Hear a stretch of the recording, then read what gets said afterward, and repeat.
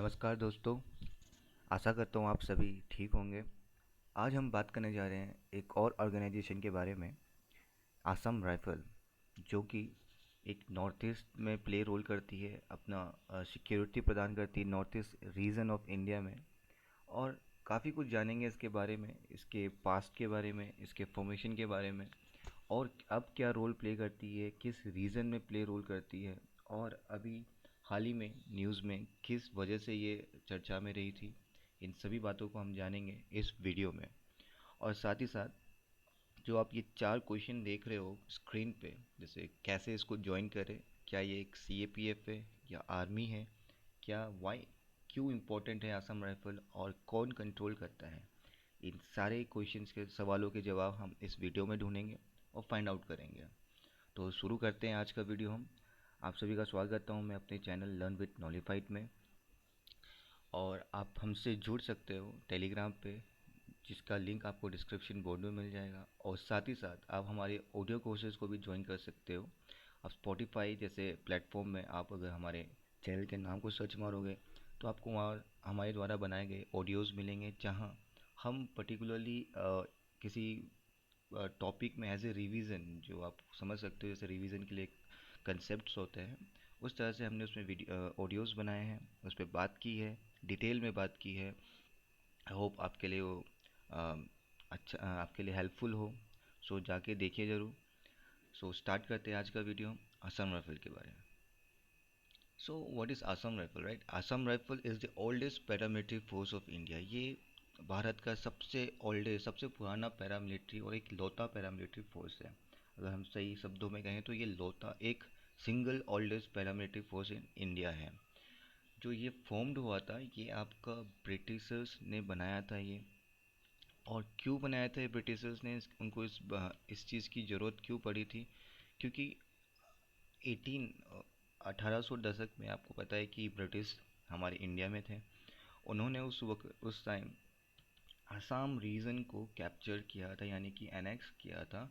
और आप सभी को पता होना चाहिए कि असम इज़ फेमस और north east is famous for T, यानी कि चाय पत्ती के बागान के लिए काफ़ी फेमस है। जैसे सिक्किम हो गया आपका, आपका वेस्ट बंगाल हो गया, असम हो गया, यहाँ पे टी की खेती, चाय पत्ती की खेती काफ़ी ज़्यादा होती है, काफ़ी ज़्यादा। यहाँ से एक्सपोर्ट्स भी होते हैं।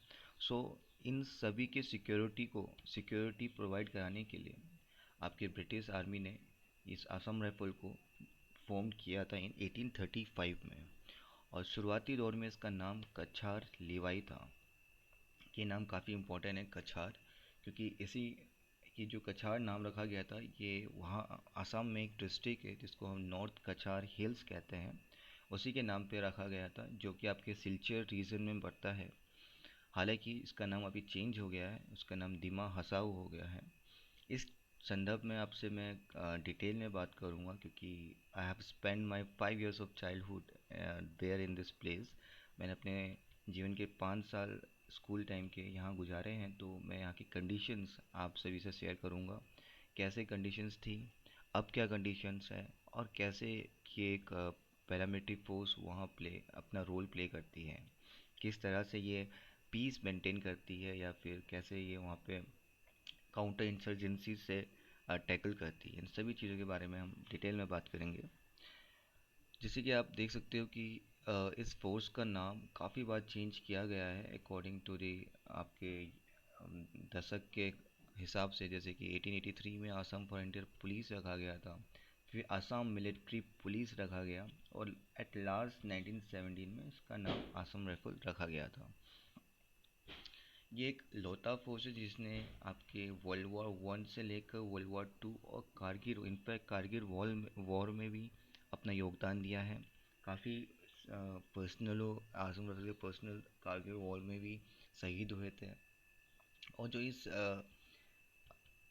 ऑर्गेनाइजेशन का मोटो है, काफ़ी इंपॉर्टेंट है। आपको हर ऑर्गेनाइजेशन का मोटो एटलीस्ट पता होना चाहिए, याद नहीं बट एटलीस्ट ध्यान होना चाहिए क्या है। सो इसका मोटो है sentinels of the north east. Sentinels यानी कि जो पर्सन हु गार्ड्स, यानी कि जो रक्षा करता है। तो this force are the guard of the north east region. Basically इस फोर्स का जो गठन किया गया था, ये सिर्फ और सिर्फ नॉर्थ ईस्ट रीजन में आपकी पीस मेंटेन करने के लिए या फिर वहाँ सिक्योरिटी प्रदान करने के लिए। अभी भी आप देखो तो जो असम राइफल के पर्सनल्स होते हैं they are not transfer to other states except north east area. जो 7 स्टेट्स हैं नॉर्थ ईस्ट में सिर्फ वहीं उनके ट्रांसफ़र्स होते हैं, इसके बाहर इनके ट्रांसफ़र्स नहीं होते हैं। हालांकि ये एनएसडी वगैरह या एआर वगैरह में जाते हैं ऑन अ डेपुटेशन, बट इनकी जो मेन ट्रांसफ़र वाली स्कीम है जिसमें ये सिर्फ और सिर्फ नॉर्थ ईस्ट 7 स्टेट्स में ही जाते हैं। और बात करूँ इसमें टोटल 46 बटालियन है। बटालियन से आप समझते हो जहाँ पे 1000 से 1500 पर्सनल्स होते हैं guided by the commandant of rank colonel. और नियर अबाउट 64 अप्रॉक्सीमेटली 64,000 पर्सनल अभी एक्टिव है इसमें, इस फोर्स में। और it is under the control of the Indian Ministry of Home Affairs and they perform many roles including provision and internal security under the control of the army। इस संदर्भ में मैं आपसे अभी डिटेल में बात करूंगा कि हु कंट्रोल्स, कि कौन कंट्रोल करता है असम राइफल को, और किस और जो डिफेंस मिनिस्ट्री और जो होम मिनिस्ट्री के बीच में एक टसल चल रही है उस पे भी मैं आपसे बात करूंगा आगे में। बात करता हूँ मैं यहाँ के बारे में।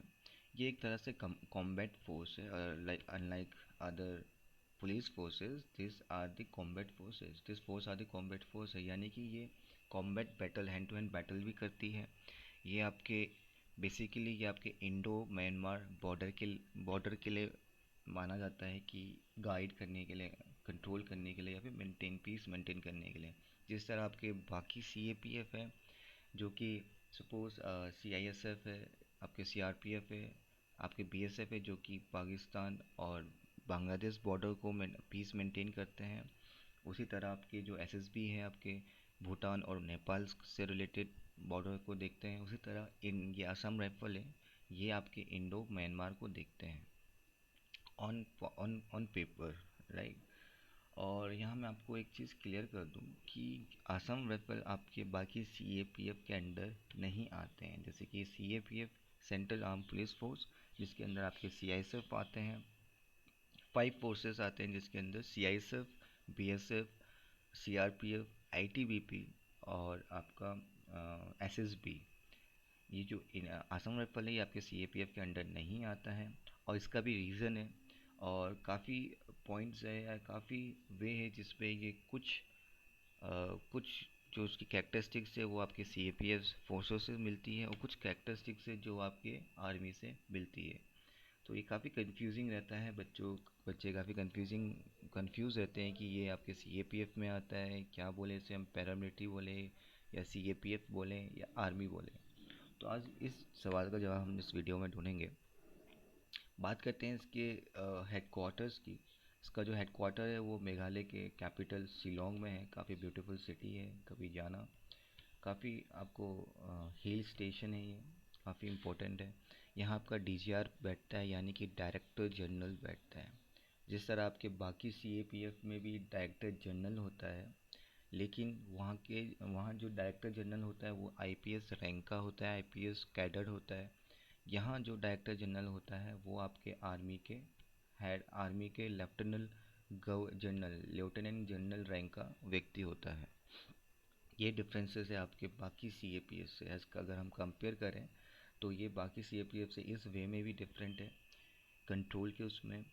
और नियर अबाउट 80%, यहाँ के 80% जो ऑफिसर्स हैं असम राइफल्स में, they all come from the army on A deputation. ये सारे के सारे डेपुटेशन में जितने भी ऑफिसर्स हैं, 80% ऑफिसर्स हैं वो आपके आर्मी से आते हैं ऑन डेपुटेशन में। तो यहाँ पे जो एडमिनिस्ट्रेटिव अथॉरिटी है इसमें, इसके जो कंट्रोल है वो 2 पार्ट में डिवाइड्स है। जो अभी इशू चल रहा था होम मिनिस्ट्री और डिफेंस मिनिस्ट्री के बीच में, कि होम मिनिस्ट्री जो है इसकी एडमिनिस्ट्रेटिव कंट्रोल करती है, यानी कि जो भी इंफ्रास्ट्रक्चर है, सैलरीज है, पेंशन है या बेनिफिट्स जो भी है आपका, ये सब आपका होम मिनिस्ट्री देखती है। और वहीं आपके जो ऑपरेशनल कंट्रोल है सिंस 1965 से जो आपके ऑपरेशनल कंट्रोल है ये आपको डिफेंस मिनिस्ट्री के हाथ, यानी कि आर्मी के हाथ में दे दिया गया था। यानी कि जो भी डिप्लॉयमेंट है, पोस्टिंग रिलेटेड है, ट्रांसफ़र है, डेप्यूटेशन है, ये सारे के सारे आपके आर्मी रेगुलेट करती है। तो आप देख सकते हो कि यहाँ दो ऑर्गेनाइजेशन है या फिर एक ऑर्गेनाइजेशन को रन कर रहा है दो मिनिस्ट्री। तो obviously there will be a tussle कि कंट्रोल के ऊपर उनके बीच में कॉन्फ्लिक्ट तो होगा ही। तो इसी कॉन्फ्लिक्ट को अब रिजोल्व किया जा रहा है, क्या सोल्यूशन फाइंड आउट किया जा रहा है कि किसके कंट्रोल में टोटली दिया जाए। हालांकि अभी इसका कोई सोल्यूशन है सच आया नहीं है। और इसके साथ ही साथ मैं आपसे इनका पॉइंट ऑफ व्यू भी रखना चाहूँगा। जो होम मिनिस्ट्री है ये अपना पॉइंट ऑफ व्यू क्या रखती है। जब केस फाइल हुआ था, ये कहती है कि all the border guiding forces like other CAPF are the under operational control of the ministry, and so Assam Rifles comes under MHA will give border guarding a comprehensive and integrated approach। क्या कहती है home ministry कि unlike other CAPF जो guarding forces है जो कि एक particular international boundary को गार्ड करती है, उसी तरह असम राइफल भी एक बाउंड्री को गार्ड करती है जो कि मैंने आपको बताया, इंडो म्यांमार बॉर्डर को। तो ये कॉम्प्रहेंसिव प्ले रोल करती है। तो it should be under our control, यानी कि मिनिस्ट्री होम मिनिस्ट्री के अंदर में आना चाहिए इसका ऑपरेशन कंट्रोल भी। वहीं आपका जो डिफेंस मिनिस्ट्री है वो क्या क्या तर्क रखती है, वो रखती है कि Assam rifle has work well in coordination with army since 1965। से आपका जो ऑपरेशनल कंट्रोल है वो आपके इंडियन आर्मी में है। तो यहाँ जितने भी कोऑर्डिनेशन काफ़ी अच्छा रहता है। आई पर्सनली फील दैट, क्योंकि मैं इस फोर्स से जुड़ा हूँ, मेरे फादर इस फोर्स से हैं। तो I have been there for very long years, मैं वहाँ मैंने अपने चाइल्डहुड मैंने काफ़ी लंबे समय तक वहाँ गुजारा है। तो मैं जानता हूँ कि किस तरह कोऑर्डिनेशन होता है वहाँ के आर्मी ऑफिसर्स एंड बाकी अदर पर्सनल्स के बीच में। काफ़ी इम्पोर्टेंट, काफ़ी अच्छा कोऑर्डिनेशन होता है, हेल्दी कोऑर्डिनेशन होता है। और it freeze up the arm forces for many of its responsibility. और आसाम राइफल एक कॉम्बैट फोर्स है जो कि आपकी जो रिस्पॉन्सिबिलिटी है आर्मी पे उसको थोड़ा कम कर देती है, क्योंकि इसका काम भी लगभग लगभग आर्मी जैसा है। और आसम राइफल ऑलवेज, और इनका मानना है कि आसम राइफल जो है ये शुरुआत से ही एक मिलिट्री फोर्स है rather than a police force. Alright, ये एक मिलिट्री पुलिस फोर्स मानती है इसे rather than a police force, and has been built like that. उसको रहना भी ऐसे ही चाहिए। यहाँ एक और इश्यूज मैं से रिलेटेड मैं बात करना चाहूँगा। जो अभी इसके एक्स एक्स सर्विसमैन थे आपके असम राइफल्स, उन्होंने भी केस फाइल किया था। उनका जो डिमांड थी उनकी ये था कि असम राइफल्स अगर के पर्सनल जब रिटायर्ड होते हैं तो उन्हें जो पर्क्स मिलता है या फिर पेंशन मिलता है वो आपको आर्मी के तहत नहीं मिलता है, वो आपको एज ए CAPF के तहत होम मिनिस्ट्री प्रदान कराती है। जैसे कि मैंने कहा आपको एडमिनिस्ट्रेटिव कंट्रोल होम मिनिस्ट्री के अंडर है। तो उन पर्सनल का मानना है कि काम हम आर्मी जैसे करते हैं, क्योंकि ऑपरेशनल कंट्रोल उनके आर्मी हेड करते हैं। तो काम भी उनका वैसे ही होता है, सारे फंक्शंस वो आर्मी जैसे करते हैं, मिलिट्री जैसे करते हैं। बट उनको पर्क सैलरी हैज़ पर द आर्मी रूल नहीं मिलता है। उनका मानना है कि उन्हें भी आर्मी जैसे पेंशन मिला जाए। जैसे कि आपको पता है कि गवर्नमेंट जॉब में पेंशन सिर्फ और सिर्फ मिलिट्री में, यानी कि नेवी, एयरफोर्स, आर्मी में और कहीं नहीं है। तो उनका मानना है कि उन्हें भी पेंशन मिलना चाहिए, ना कि उन्हें NPS के द्वारा पेंशन मिलना चाहिए। जो आपका न्यू पेंशन स्कीम है उसके थ्रू उन्हें नहीं मिलना चाहिए, ऐसा उनका मानना है। और दूसरी बात उनका ये भी मानना है कि जो वन रैंक वन पेंशन लागू हुआ था फॉर दी आर्मी पर्सनल्स, तो वो उनके लिए भी ही लागू होना चाहिए। Assam rifle personnel ex serviceman के लिए भी लागू होना चाहिए। तो इसमें भी अभी केस फाइल हुई है, अभी केस चल रहा है। और कोई भी अपडेट आता है तो मैं आप सभी से शेयर ज़रूर करूँगा इस बारे में। और इस टॉपिक में, इस आसम राइफल के बारे में आपसे कुछ बातें करना चाहूँगा, क्योंकि मैं इस एरिया में रहा हूँ जो कि मैंने आपको कहा है नॉर्थ कछार हिल्स, जो कि राइट नाउ दिमा हसाऊ बन चुका है। यहाँ पे एट दैट टाइम जब मैं था वहाँ, we are not suppose to go out all alone in the market, right. We need some bodyguards, I mean to say some personnel along with us, क्योंकि वहाँ कंडीशन ऐसी थी कि ये जो एरिया थी ये आपके ट्राइबल ग्रुप में आती है, ट्राइबल एरियाज़ में आती है। Maximum of the areas of north east comes under tribal areas, यानी कि आपके शेड्यूल 5-6 के तहत इनको कुछ स्पेशल स्टेटस मिली गई है। So they do not want government और the army personnel to comes under their indigenous culture और डिस्ट्रॉय देयर इंडिजीनियस कल्चर, यानी कि वो नहीं चाहते कि किसी तरह से भी बाहर के लोग आए इनके इंडिजीनियस कल्चर को हर्ट करे या फिर कुछ ठोस पहुँचाए। और कुछ भी डेवलपमेंट होता है, any development from the government side, they will not allow them. जैसे कि इस एरिया में शुरुआती दौर में, अब हम 2000 से 2010 तक की बात कर रहा हूँ मैं, तब वहाँ पे जो ट्रेन सुविधा जो थी वो आपकी मीटर गॉज यानी कि ब्रॉड गॉज वाली थी। जैसे कि हम जानते हैं कि दो टाइप की गॉज होती हैं रेलवे में, एक मीटर और एक ब्रॉड गॉज। ब्रॉड गॉज होती है जो आपकी छोटी पटरियाँ पहले ज़माने में चलती थी, और मीटर गॉज जो होती है जो हाल ही में जो अभी चलती है, जैसे कि आप दिल्ली विल्ली में देखते हो ट्रेन ट्रेन की पटरियाँ काफ़ी बड़ी होती है। लेकिन इस एरिया में उस समय ब्रॉड गॉज था। तो यहाँ पे ट्रेन ऐसे कंडीशन में चलती थी वहाँ, जैसे जंगलों में कभी भी कहीं भी कोई भी ग्रुप आके रुकवा देता था ट्रेन को आगे बढ़ने नहीं देता था, अपनी डिमांड्स फुलफ़िल कराता था गवर्नमेंट से, तब अलाउ करता था ट्रेन वगैरह को आगे फॉरवर्ड जाने के लिए। तो ऐसी कंडीशंस वहाँ थी उस समय। हालांकि अब काफ़ी सुधार हो चुका है, अब वहाँ ट्रेन की सुविधा भी अच्छी हो गई है, वहाँ मीटर गॉज आ चुका है, वहाँ पे काफ़ी बड़ी पटरी वाली ट्रेन आ चुकी है। अब वहाँ काउंटर इंसर्जेंसी भी लगभग लगभग कम हुआ है थोड़ा बहुत। इसमें आपका असम राइफल बहुत इंपॉर्टेंट रोल प्ले करता है। They maintain peace over there, इनका ही काम है वहाँ पे जितने ऑपरेशन होते हैं यही जाते हैं with along with the army personnels. So काफ़ी डिस्प्यूटेड या काफ़ी कॉन्फ्लिक्ट एरिया होता है ये, जहाँ पे आपका डेवलपमेंट करना भी काफ़ी काफ़ी मुश्किल होता है, क्योंकि ये जो ट्राइबल पीपल्स हैं ये they do not want any other people to come there places.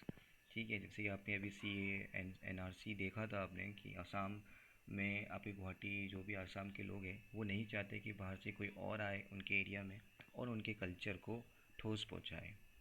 So this are the main reason why the conflict arise there in this areas. ठीक है, क्यों यहाँ डेवलपमेंट नहीं है। हालांकि जो ये है ये भी एक काइंड ऑफ हिल स्टेशन है, जो कि आप अगर कंपेयर करो हमारे नॉर्थ एरियाज़ के हिल स्टेशन में काफ़ी डेवलप्ड होते हैं, लेकिन वहाँ इतनी डेवलपमेंट नहीं है।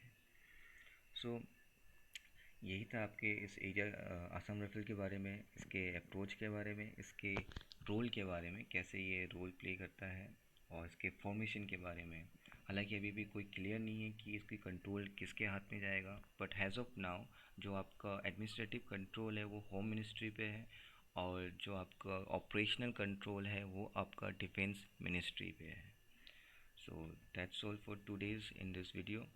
और आप सभी हमसे जुड़ सकते हो, जैसे कि मैंने आपको बताया कि हमने ऑडियो कोर्सेज भी लॉन्च किया है, तो आप जाइए और सर्च मारिए और फ़ायदा उठाइए। ठीक है, सो धन्यवाद।